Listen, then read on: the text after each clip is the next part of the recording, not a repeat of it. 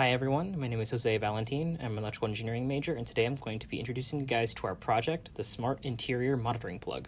The SIMP is meant to help consumers see how much power they are consuming, put into more tangible and understandable terms, and allow them to have better control over it. We came up with the idea of the SIMP from the common question people ask themselves: did I leave my lamp or toaster on? When they leave the home, it is meant to give them the ability to check the status of their device remotely via a web browser-based user interface. Major manufacturers like Google and Amazon already have similar products on the market that can monitor power usage and schedule on-off periods, but they all lack a smart assistant without the aid of another device like an Alexa or Google Home. Our system aims to have the same scheduling capabilities while also offering a smart assistant without the aid of another external device aside from a smartphone. Here we have a table of similar systems out on the market with some of their shared standard features. While they all share similar features across each system, some of them lack ease of installation, such as having to replace a whole wall outlet or having to go into the breaker box of the home or apartment, which can be proved to be dangerous or difficult to get to depending on the consumer's living situations. When designing our project, we wanted to meet as many of these shared features as we could as a sort of benchmark, so that our system would be comparable to what is already in the market and readily available. We decided that in place of offering Amazon Alexa or Google Home support, that a browser-based user interface would be a good replacement since it allowed for all the scheduling tasks and power usage information to be accessed via a user's smartphone or computer. The SIMP mentioned in the figure is what we hope will be our project's smart assistant program that will help the end user understand their power usage better and offer helpful suggestions to them with the goal of saving money by cutting back on power usage. These are the desired specifications for our system. We chose to focus especially on the system being able to complete all of its computational tasks first and foremost in order to keep the project competitive and in line with products already on the market. Our other aims are to keep the system as compact so as to be unobtrusive in the home as possible. Included, of course, is using standard NEMA 15P plugs and NEMA 15R outlets so that it can be used to monitor all possible non-range appliances present in the home. Since our project is unsponsored, we also made one of our requirements to be that it runs on a low-cost web service, and at this moment, we are planning on running our online server using Heroku. The system will also have the capability to designate specific SIMPs to be labeled as high-priority units, with those specific units alerting the user to a sudden drop in power. An example of something that would be used with this high-priority designation would be a customer's personal computer or at-home hemodialysis machine. In this section, Adine and I will discuss the hardware side of the SIMP system and how we have gone about designing it so far in the process.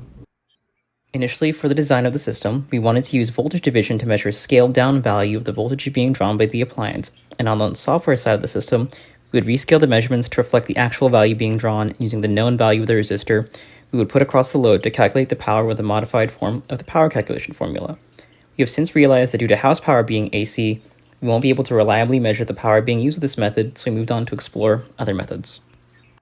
In our market research, we have not been able to find a microcontroller that can directly take an AC input. To solve this, we will be employing a transformer to rectify the AC voltage reading to a DC input for the microcontroller and an ammeter to more accurately measure the current drawn by the load. With these readings, we'll be able to accurately calculate how much power is being consumed by the appliance plugged into the SIMP. We will need to employ an AC to DC converter to both step down the voltage coming out of the wall outlet and rectify it to DC to power our microcontroller, since many of the options we have seen online require DC input to be powered. This is what we hope our final system will look like once we have completed prototyping. The housing for the system will be 3D printed to our size specifications from PLA or PETG material, depending on how hot the system may run when in operation. Ideally, the system will have a power cord as shown and be plugged into an outlet and rest on the ground or a stable surface. The LEDs present on the unit will be lit or flashed at differing rates to communicate to the user that the system is active and how much time is left before the system's scheduled off time. The switch on the unit will act as a toggle switch, as a manual way for the user to turn off or on power manually outside of the unit's scheduled on-off periods. When selecting the board we wanted to use for our project, we looked at all the boards that Arduino offered that came with Wi-Fi connectivity capabilities built in. We looked at several boards of varying price points, weighing the board's price and availability along with its capabilities to make sure we were selecting a board that would have the appropriate amount of GPIO pins we would think we would need, how much memory or RAM the board would have, and how best to power the board. Being an unsponsored project, we didn't want to spend a gross amount of our team's personal funds on a board whose capabilities we weren't going to fully utilize. Our team decided to go with the Arduino Nano 33 IoT since it had the most GPIO pins available at its price range, It was one of the smaller boards that Arduino offered, which fell in line with our project's aim of being as small and compact a unit as possible, had the appropriate amount of memory and SRAM for all we needed it to do, and came compatible with several different cloud-based services such as AWS, Firebase, Azure, and our choice of web services, Heroku. When selecting the type of wall outlet we wanted to use to put in the SIMP, we looked at standard wall outlets that were readily available at retailers like Home Depot or Lowe's for the fastest turnaround time, so we could begin prototyping as soon as our other components arrived. We decided on the Decora 15 outlet, since it would allow for 2 devices to be plugged into it, and it was the smallest model available. Presented here is the block diagram representation of our proposed system, with energy being drawn from the wall outlet through the AC to DC converter to power the microcontroller, and also to the appliance plugged into it. A control signal will be sent from the microcontroller to a relay switch, which will be how we control power to the load remotely, as according to the SIM's programmed on-off schedule. The SIM will then take the voltage and current readings and send them to our web server via Wi-Fi for post-processing. Hello, fellow engineers. My name is Adine, and I'm the other electrical engineer on this project. We can all agree that there is a multitude of steps that need to take place before you can hold a finalized PCB in your hand. I'm here to talk about the main steps we took to show how we arrived at our overall schematic as well as our first prototype PCB for our project. The first idea we had to tackle was converting the 100 to 250 AC voltage to 5 volts DC.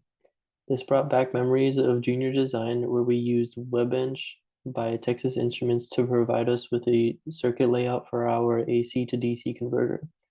After a wide selection of different AC to DC converters, this is the one we went with. You can see it uses an integrated circuit, a transformer, and a mix of inductors, diodes, resistors, and capacitors. Before finishing up the work on our AC to DC converter circuit, I realized I never thought to check if there were AC to DC converters with the specifications we wanted that already existed. After a brief Google search, we were able to find an already manufactured AC to DC converter that met beyond our specifications. This made all the work on the AC to DC converter circuit pointless and meant we would save space in the bulk of the final device, since we no longer needed to manufacture an entire PCB for our one AC to DC converter. When searching the internet for a relay that would be suitable for our application, we were lucky enough to stumble upon a detailed article describing someone's experience with a relay module they equipped to an electrical outlet to demonstrate turning it on or off. The author of this article was generous enough to provide an Amazon link to the relay, and with over 300 positive reviews and many examples of use, we found there was no reason to look any further. With the testing and reliability already proved, followed by the multitude of work done around it, the decision to use it as our relay was made, seeing as it was perfect for our planned application in terms of price, reliability, and production. When searching for a transformer and voltage sensor to allow our Arduino to measure AC voltages that are much higher than it can take, we stumbled upon another module, this time with a transformer as its main component. After further research, we found multiple articles and videos surrounding this module stepping down voltages for Arduinos to read and interpret. Being easily accessible through Amazon was also a big plus for this module, as we could test the component faster and move on to other steps in the hardware. When it came to selecting an ammeter, we didn't need to look too hard, as the average home outlet won't provide a current that exceeds 20 amps. We selected this one as it was readily available through Amazon and came with a voltmeter that we initially thought we would need. It was helpful that it came in a module that filtered input signals with capacitors and resistors. We also found an article where the author used the voltage sensor shown in the previous slide in conjunction with the ammeter we found, so we could assume they were paired well with one another. The LEDs and toggle switch will be the only physical form of communication between the user and the device. Our current design uses 2 LEDs, one red and one green, to communicate different messages to the user based on programs in our Arduino. The toggle switch will be a fail-safe reset button in case our code finds itself in a constant loop or our software otherwise crashes. The toggle switch also acts as a physical way for the user to cease power going to the device altogether in the event they cannot communicate that action through the software. This slide shows our planned overall schematic. In this case, the wall outlet that will provide the AC power is represented as an independent voltage source. When the toggle switch is flipped in its on position, the AC power will be sent to the transformer as well as the AC to DC converter. The AC to DC converter will then output the 5-volt DC to the Arduino, providing it with enough power to run its internal programs provided by our computer engineers. These programs will flash the LEDs, read AC voltage and current output from the transformer, and operate the relay that controls power going to the device plugged into our outlet plug. For our first PCB prototype, I set out to create as much of the full schematic circuit as possible, without including the relay, voltage sensor, or ammeter, as they already come soldered on small, space-efficient PCBs. I also didn't include the Arduino Nano, as we might be opting for a different Arduino microcontroller. The pin headers in the schematic are included so we can assemble the full schematic in one breadboard test and see if everything works as a group. Because there is always a chance of the design not working, we will work to diagnose the problem and include the solutions in our future PCB designs. As stated before, more work can and will be done in the future regarding PCB prototypes. Once we make a final decision on which Arduino to use and the dimensions of our Arduino are known, I can add a place on the PCB so that it fits properly like a normal PCB component. Once we can assemble a full schematic that we know will work how we want it to, I can put effort into making the PCB as small and space efficient as possible without sacrificing reliability of the device or safety of the components. Hey guys, my name's Anthony. I'm one of the computer engineers working on the software development side of the sim. Now that we've given a general overview of what hardware and decision-making processes were involved in designing the overall schematic of the SIP module, we'll now move forward with explaining the software components and product features that we have chosen thus far to interface with our product. Here, we have a general flowchart dictating the state, action, and response to inputs dictated by an external system, in other words, via manual input or remotely push requests. In the most basic scenario, we begin by first providing power to the SIMP module via connection through a standard 15 amp receptacle. Any device plugged into the SIMP thereafter will receive power, so long as the SIMP is not associated with any home wireless connection. Following this, we enter a set of conditional actions based on whether the SIMP is connected to a user's home Wi-Fi and associated with a user account. If the SIMP module is not associated with a home Wi-Fi connection, the SIMP will enter a pairing mode. Until the SIMP is paired with an end user's home Wi-Fi, the SIMP will continue to draw current and provide power to any connected devices, but won't be able to enable an end user the ability to monitor and remotely alter the configuration of the device. Upon pairing the SIMP module with an end user's home Wi-Fi, they'll be required to visit the SIMP's web portal, register an account, and link any active SIMP module discovered on their home network with their newly registered account. If the SIMP remains connected to the end user's home network but never becomes associated with a registered account, the module will remain in an idle state until a link has been established. Upon associating the SIMP with a registered account, the internal MCU will verify the active state of the manual override button.